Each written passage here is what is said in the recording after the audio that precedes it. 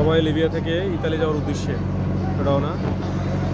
আজকে এই ট্রলারে আজকে হচ্ছে 15 দিন যাবৎ খাওয়া দাওয়া কিছু নাই, পানি যা ছিল সব শেষ হয়ে গেছে, খাবার দাবার সব শেষ হয়ে গেছে, শুধু একটু কোনো 7 আপ আছে, এইটাই শুধু 7 আপটা একটু আছে, আর কিছু নাই।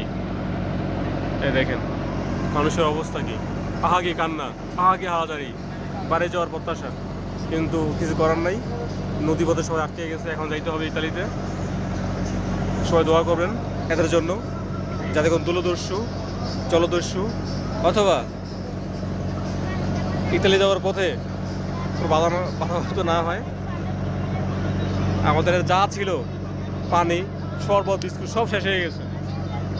আজকে 15 দিন যাবত না খাওয়া। এই যে শুধু মুড়ি ছিল অল্প, মুড়িও প্রায় শেষ। কেউ যদি